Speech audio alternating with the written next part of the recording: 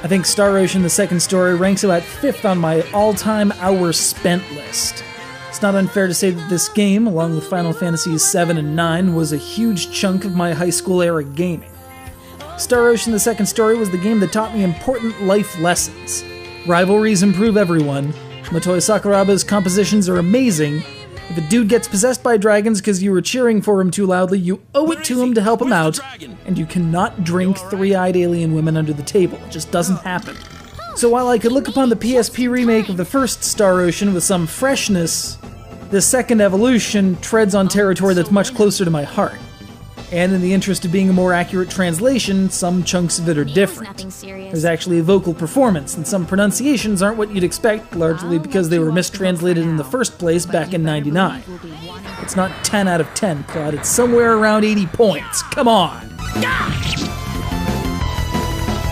Well, I'd say that's worth 10 out of 10. Alright, maybe I'm being a bit of a stick in the mud, but it feels like someone went back into Final Fantasy VII and actually cleaned up all of the "this guy are sick" parts. And that's not inherently a bad thing either, it's just messing with my memories is all. The story's still the same, and you can choose to approach it from either Claude's or Rena's point of view, though the off-the-bat choice of difficulty is missing from this version.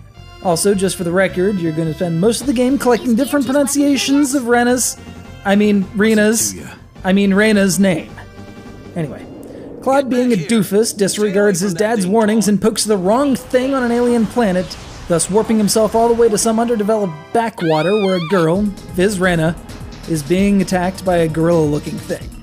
Being a heroic, if impulsive, red-blooded Federation ensign, Claude promptly dispatches the beast with his trusty phase gun, only to lead the poor girl and her entire village to believe that he's their hero of legend, complete with a holy sword of light.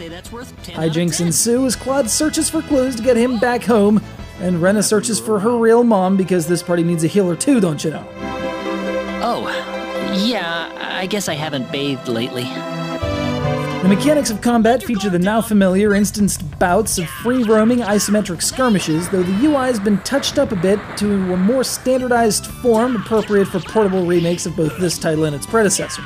If you're a fan of the original, though, you'll only have to deal with a couple of minute differences, the most glaring being Claude's new 3-step sword combo available from the outset. The skill system returns and is just as abusable as it was before. These skills in turn lead to item creation abilities, and those build into super specialties until you accidentally compose the symphony that leads to the goddess of whoop-ass coming down and annihilating everyone. In fairness, I almost beat her, but Ashton was only level 212 at the time. Being a rather technical game, the difficulty curve can be mitigated through the use of effective tactics, which can sometimes leave you a bit under-leveled until you figure out even better tactics. Or grind some more, but better tactics usually works.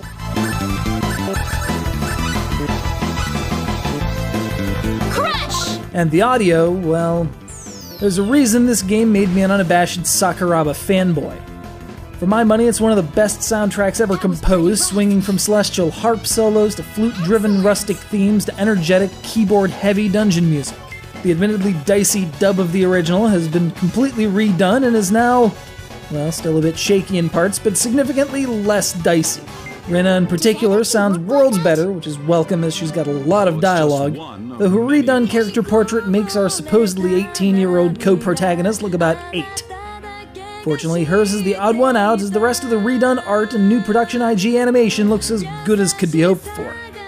If you love your PSP RPGs, it behooves you to obtain this title and answer the age-old question for yourself. Opera or Ashton? Behind you! Huh? What?